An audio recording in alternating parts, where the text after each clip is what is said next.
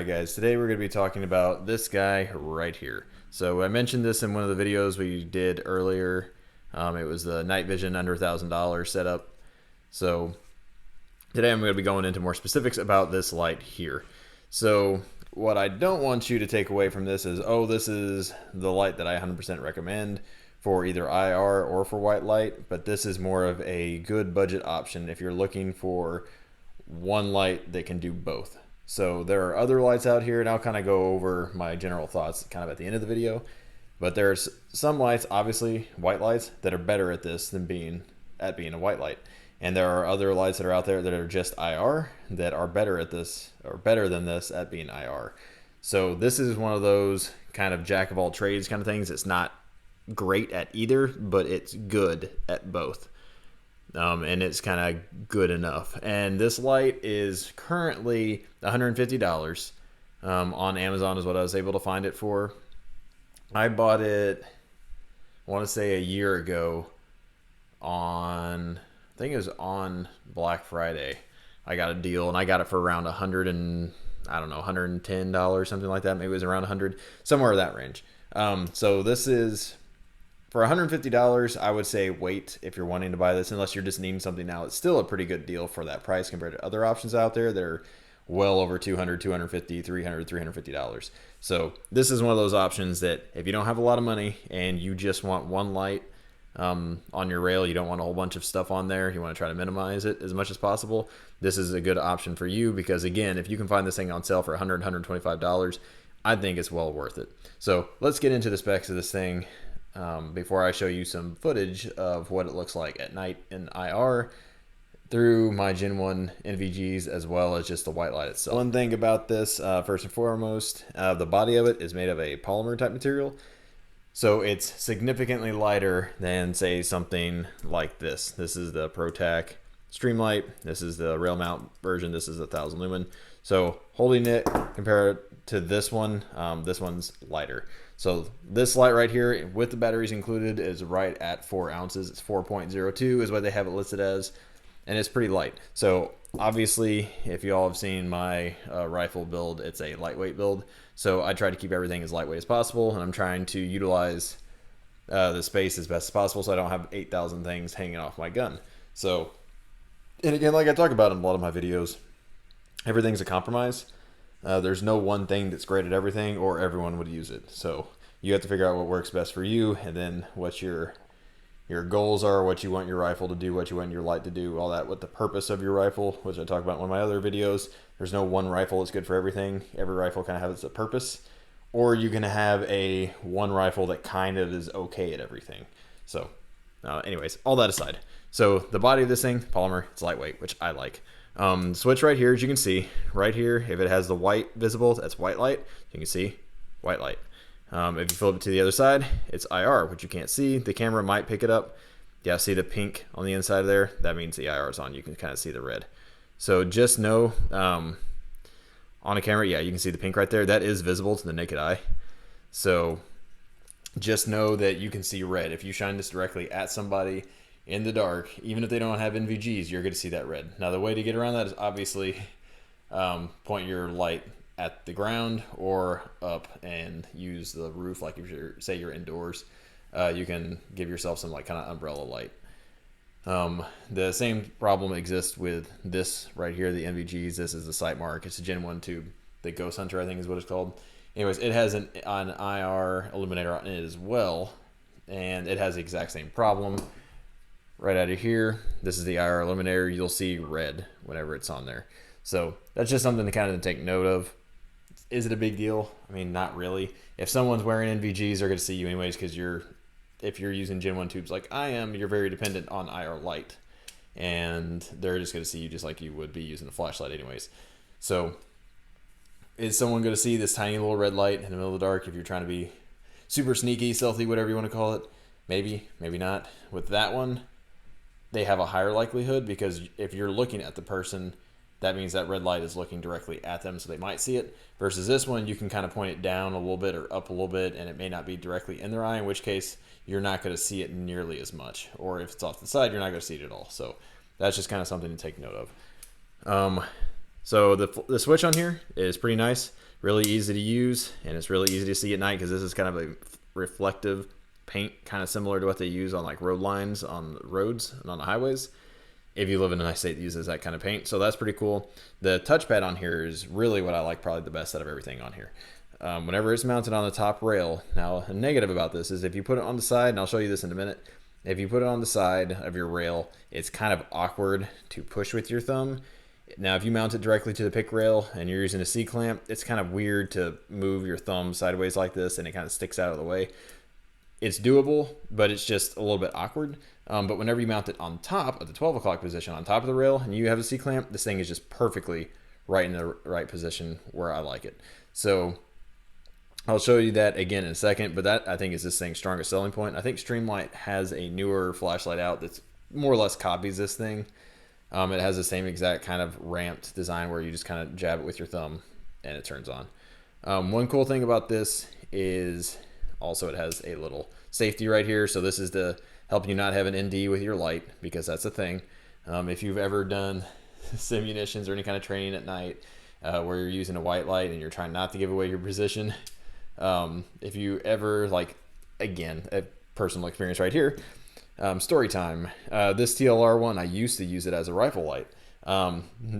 I would highly suggest you don't do that unless you put the rifle kit on here where this whole toggle switch comes off and you put a little pressure pad on there, because this little toggle switch right here will catch on literally everything and you'll be constantly doing this walking around with your stuff banging all over the place. And it's super obnoxious, gives away your position, and everyone's going to hate you because you're going to be blinding them left and right. So if you use something like this, remove the toggle switch on here and put a rifle switch on there. But again, side note, found that out the hard way. So again, another reason why you test your gear. So having this little lockout feature is pretty cool. It prevents you from pushing it. Now you can still push it if you really want to. Like if I jam it with my fingernail, I can still get it, but it generally prevents you from accidentally hitting it. How it mounts to the rail. This part, I'm still not 100% convinced that I like it. I really don't, honestly. I would rather have some sort of screw or tensioning device on there other than just this. So let me see if I can get this on camera. So inside of here, if you can see, you may not be able to. Let's see. So inside of here, you see that little dot just right here. So there's a little dot in there. That material on the inside of that crack is actually metal, and it's a leaf spring of some kind.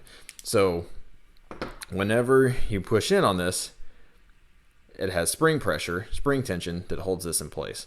So that's all that holds it onto the rail. Obviously, you have a little Picatinny rail slot here that keeps it from moving forward and backwards, but that spring pressure is what clamps it on and keeps it from coming off. Now, you might not think that's not super secure, and you'd be right. The screw here, all it does is it just lines up with that to where I can't push it in anymore. It just blocks it, so it locks it on. Obviously, won't move past that point, so it keeps it on there. It's not the most secure thing ever, and this screw can come loose. If you really want to, you could put some blue Loctite or something on there. Once you snug it down, it really doesn't go anywhere. I haven't had it accidentally come off or anything, but it's kind of cheesy in my opinion. They should come up with something better, even if it's something like this, a lot more secure. Now, granted, they're going for lightweight, and this does allow this system to be a lot more lightweight than, say, something like that. So, pros and cons. It takes two CR123s. They make another model that uses just one CR123, and based on my experience with this, I would not buy the single CR123 battery option. This one takes two, and it needs both of those. I can't imagine the less bright model, the smaller one, being useful really at all, because this one, in comparison to other lights of the same size, is not as bright. So it's still bright enough to use, because again, it's a compromise. It's an IR light as well as a white light. So with that in mind, I like it. But compared to other white lights in of itself, it's not that great. So if you were to get there, I think it's a 400 lumen model. I don't think it would be bright enough to justify using it as a weapons light for a rifle. For a pistol light, if it was that bright, it'd be fine. But again, for the size, not worth it. This one, so if you get there, I would even go as far as saying they make another one that's, I think, 800 lumens that doesn't have the IR on it. I don't think I would suggest it either, based on what I've seen, because this light itself, the white light, again, it's good enough for what it needs to be, but it's not great. Their white light version is very similar to this one, except it's a little bit brighter, but their hotspot is not great. It's more of a floodlight. So out to 100 yards, it's fine. You can see everything out to 100 yards is fine, but again, you don't have a hotspot. And I'll show you some video here in a second about that. But again, this light is a compromise, so for what it is, I like it, and I'm going to keep it on my rifle. So just know that going forward. So let's go into the specs of this rifle. First and foremost, it's 700 lumens. So it's not as bright as a lot of lights out there. Again, this is 1,000 lumens. That little pocket light right there is like 250. That O light's about 400. Then you got this TLR1HL. This is an older model. I want to say it's 800 lumens, but I could be wrong. It could be 1,000, but I'm pretty sure it's 800.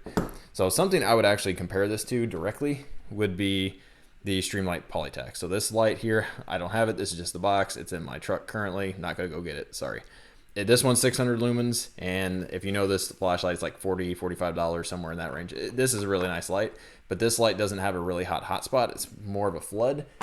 But I would say this light being 700 lumens is almost the exact same as this one that's 600 lumens. So if you own this light, just know this is basically the exact same thing as this. And obviously I have this on my truck gun, so I think this is a good light and it's good enough.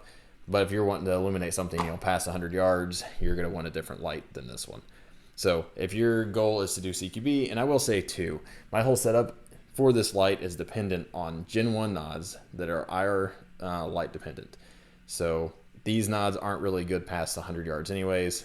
That's pretty much the max range of these things. You can see stuff farther than that, but effectively identifying somebody that you would want to shoot or something that you would want to shoot, whatever your target.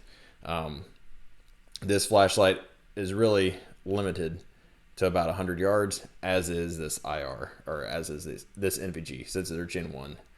So I will say this goes really well with Gen 1 technology because of its limitations, and the limitations of this are basically the exact same. So they pair really well together. If you have Gen 3 nods, then this may not be something that you want. Now again, the Gen 3 nods work a lot better, so this would work better for that. So you'd have to compare it. But again, I don't have Gen 3 nods, so I don't have a way to actually test that. So all of this is from the perspective of using Gen 1 nods. All right, so back to the, specifications. So it's a 400 milliwatt is the IR rating for it, which is, I would say average for something this size. A lot of the bigger lights that are out there are about double that, but again, they're about twice the size. So that's, I would say, on par. The IR illuminator is very similar to this one. I would say it's about 50% brighter maybe than the IR illuminator that comes on here, and it has a little bit farther throw, so that's kind of nice. Again, it weighs 4 ounces. It has a 2-hour runtime on the white light, so that's not bad. And it has a 4-hour runtime on the infrared, so again, that's pretty good. It's about 5.5 inches long, 5.32 inches is what they put, and it's about an inch in diameter, I would say, but it has its own proprietary mount. You're not using this with any sort of mount out there that's like a 1-inch ring mount. It does say it's waterproof up to 66 feet. I haven't tested that. I'm not going to go snorkeling with this thing, but it is waterproof. I've been out in the rain with it multiple times and haven't had a problem. I'm not, as you may or may not see in my intro and maybe some footage I'll put in here, I'm not gentle on my stuff. You can see all the paint that's scratched off of this thing. You can see there's paint rubbed off all over the place up there. I bang this thing into barricades all the time, and it's not a big deal. Same thing with my IR laser over there that I have. So I'm going to go ahead and insert some video footage here of what it looks like at night. And again, I'll be comparing it to all of these lights right here, and I'll be looking through my phone, through those NVGs, showing you kind of what these look like. So hopefully it gives you a pretty good idea of what it looks like under Gen 1 NVGs, and as well as just the white light itself. So here you go. All right, so you're looking through the NVGs right now. You can just barely see anything. This is without any IR. And this is on, it's a full moon tonight, but the moon's behind some trees, so there's basically no light from the moon. So here's no IR. Again, this is Gen 1 tubes. And you're looking at a shed. The focus is not great here. It's an iPhone recording through the NVGs, so sorry about that. But the shed is about 40 yards away. And this is what this flashlight looks like in IR mode at that distance. So you can tell it's pretty bright. So again, without anything, and this does not, I will say this is about half as bright as it is with the naked eye. Again, this is through my phone. and here again is with the IR on. So you can see the shed is lit up just fine. So anything CQB distances within 50 yards be no problem whatsoever. I'm going to change angles here so you can see the wood line that's a little bit farther back.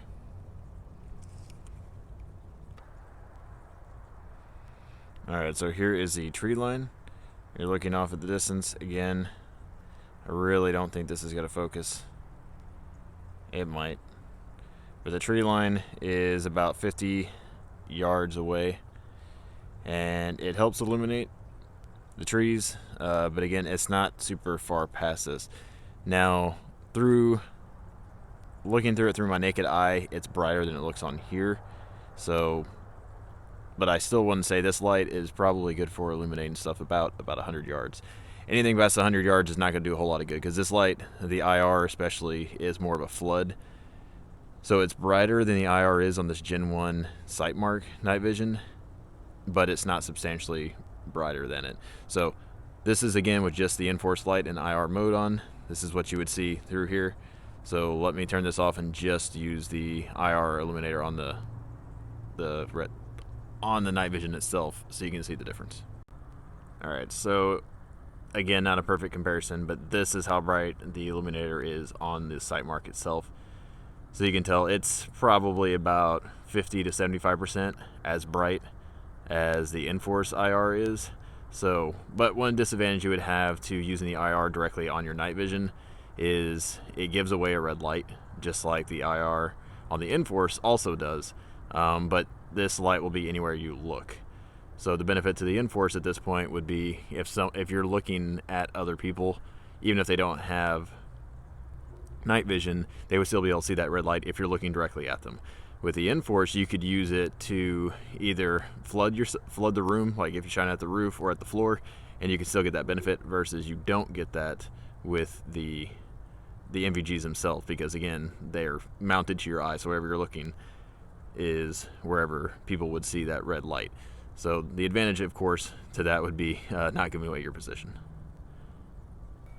Okay, so I've decided that shining on this fence over here that is roughly 25 yards away is a better representation of how these lights go. So again, here's the Inforce. There's a shed just behind that. You can see lights up the yard pretty well. There's the fence line over there. There's the trees back there. You may not be able to see those. Sorry.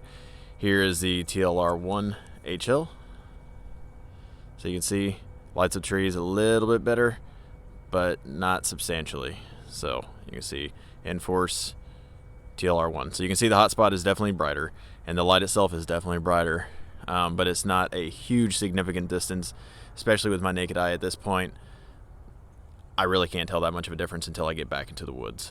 So again, two differences: Inforce TLR1 HL.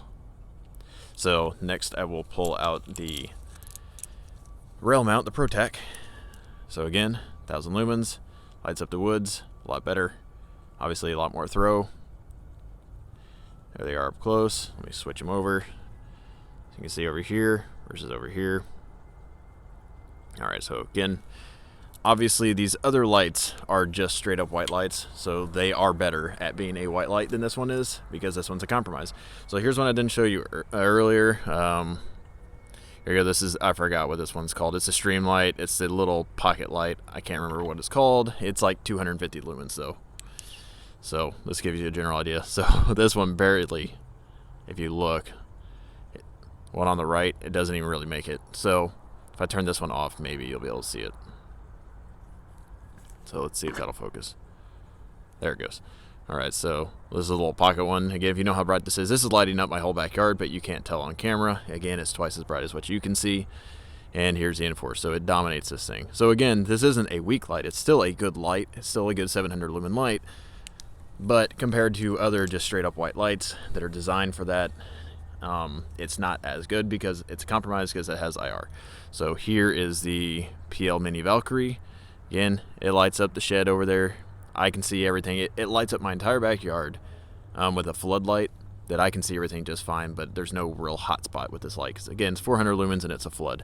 So, and here's the Inforce in comparison. So against the shed, you can see works a lot better.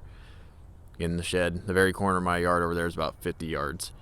So over here's probably about 30, 40, 50. And here's the O light over on the right side. Again, there's no real hot spots to this light. So the Inforce is better than pretty much all the other flood mounted options or options that you carry on you that don't have a good hotspot. So hopefully this gives you a better idea now that I shine it against that fence. All right, so hopefully there you're able to see kind of what it looked like at night. Again, my backyard is about 50 yards to 60 yards at the most, you know, back to where the trees are. So I'm kind of limited on how far I can show you this, but I can assure you I've looked out to about 100, 150 yards with this thing out on the bike trail that's near my house at night. And you can see to about 100, and if it's really dark, you can at least eliminate some things out to about 150 yards, but you're not going to see details. So again, that's mostly limited to my Gen 1 nods, but it is what it is. So one thing I do want to go over here, and I guess I'll show you kind of the details and the operations controls, because I threw away the box. I thought I kept it, sorry. But I did actually keep the instruction manual. So it has obviously a constant white light, it has a momentary white light, and it has a strobe feature. So strobe features are, I don't know, I guess cool if you live in the 90s. They have some functionality. Like we've done some training at my job where we use the strobe, or one of the guys absolutely loves to use the strobe. You know who you are. If he's watching this video, he's probably laughing right now because he's blinded me many times. The strobe, I would say, is effective, but it also kind of blinds you in a way as well. So I wouldn't use the strobe. But if you double tap, it has a strobe feature. Oh boy, exciting. So if you just push, it's a constant on. Oh boy, even more exciting. If you press and hold, which you would be doing if you're clearing a building or something, not trying to give away your position, you just push, hold, it stays on. Then whenever you let off, it lets go. So that's pretty nice. That's how I would use it. And again, because of the slope of this, it just fits your thumb like a glove. So it's really easy to use this while it's on a rifle. So that's pretty cool. It does have constant and momentary IR. In case you're wondering, it does not have strobe in the IR mode. All right, so here it kind of shows you how the clamp mechanism works. Again, that's kind of cheesy. And I will say also, the lockout mechanism here, it's just a little plastic bar. It's held in, it looks like with detents, you can see on the back end, it kind of pops out before it snaps back in. So I feel like I could easily just rip this thing off. It's not the most secure thing ever. Now, granted, it's going to be up against your rail in this position, so I don't think it would really matter. If it breaks off, I guess it breaks off, but it does work really well for what it's designed. Again, they're going for lightweight here, not necessarily the super most rugged thing on the planet. All right, so it does have a lockout system. I'll let you read that there. You can lock it out to where the flashlight just won't work at all. You can disable the strobe if you want to. That might be something I do in the future, but here's the directions for that. It does have maintenance. It tells you basically if the outside's wet, dry it off before you open it up because the inside is not waterproof. So that's just something to take note. And that was pretty much it. All right, so one thing I will say too is I've been using rechargeable CR123 batteries in this, and I don't notice any difference between it and the Surefire batteries, so that's kind of cool, which is why I have these here. I have little USB chargeable CR123s, and then I also have some that just kind of fit into a charger. It's like a spring-loaded metal thing. But I've used a whole bunch of different CR123 batteries in it, haven't had a problem. The ones that are in here right now are actually the rechargeable ones. Again, they've been in there for about 3-4 months, and they haven't drained or done anything else. They're still super bright, so that's cool. I'm going to go ahead and pause the video here and show you one negative depending on what kind of sight you have. So if you have a absolute co-witness height red dot, so like I do with this right here. So if you have an EOTech right here that does not have a riser on it, then you have an absolute co-witness. And the reason my rear sight's gone is because I just threw this on here just to show this. I actually have a 1:6 variable optic that I'm testing out. So I guess stay tuned for that. But so if you pop up your sights, you can see it lines up almost perfectly right in the center of the red dot. So if you have something like that and you mount this light on the top of the rail, the 12 o'clock position, this light's going to get in the way some. It's not completely blocking the view, but I would say it blocks maybe the lower 25% of your window. So I'm going to pause it right here, and I'm going to put it on here so you can kind of see what that looks like. Okay, I figured y'all might want to see how you actually mount it on. So again, I mount it on about right here. All you do is press it on and it's there. So again, use on, and it won't go on obviously unless you push on the spring, then you'll just screw it down. and now it's not going anywhere. So let me show you what I see through the red dot. Okay, so it's not going to focus on that red dot, obviously, because it's focusing on that. But you can see that right there is what you're looking at. So it does block a little bit of your view at the bottom. If you have a lower 1/3 co-witness red dot height, like if you have the EOTech with the quick release mounts on there, it wouldn't be that big of a deal, because again, it's going to be looking. Let's see if I can get a little bit closer. There you go. So you can kind of see right about there is what it looks like. So if it was mounted a little bit higher, again, if you have a higher red dot, then it's not going to be as big of an issue. But just know that is a thing. Okay, so as you just saw, it does get in your field of view a little bit. Now I will say, if you're using a red dot properly with both eyes open and you're looking at your target, not the dot, you're not looking through your red dot as a window, then that doesn't bother you whatsoever. So whenever I'm out at the range, we're moving and shooting, it doesn't affect me whatsoever. Yeah, it blocks a little bit of your window, so I guess if for some reason you lose eyesight in one of your eyes and you have to look through your optic and that's the only sight picture you have, then okay, sure, it's going to block some of your view. That sucks for you, I guess. But for the vast majority of people who are using their red dot correctly, it's not going to matter. But I will say that if you have a lower 1/3 mount red dot, then you will probably like it a little bit better because it doesn't block as much of your view. So that just is what it is. Again, all my stuff is absolute co-witness height, and I'm not going to buy all new things just for one flashlight. It doesn't bother me that much. Not a big deal. So my overall thoughts of this is it's basically a 100-yard flashlight. The 700 lumens is nice, out to about 100 yards. That's about it, because it's more of a flood than it is a spotlight. It doesn't have the throw, or it doesn't have the hot spot that a lot of other lights do. So that's a negative to it. But again, it's still plenty bright for that distance, and I feel like 100 yards is really about the maximum you're ever going to take a shot at anyways. The IR is the exact same thing. It's about 100 yards. That's about the most. On a fully, I guess, a full moon night, you're looking at probably 50, 75 yards worth of illumination that you're actually going to be able to utilize, again, with Gen 1 nods. It feels, I guess another negative, it feels a little flimsy. I mean, to be honest, like the mounting system, a little bit flimsy, a little bit cheesy. The lockout mechanism, a little bit cheesy. It's not bad. I mean, it still works. It's still durable. I've banged it on a bunch of stuff. Haven't had an issue. Haven't had anything break off. It just, comparing it to every other light I've ever dealt with, it just seems odd that they chose some of the routes that they did.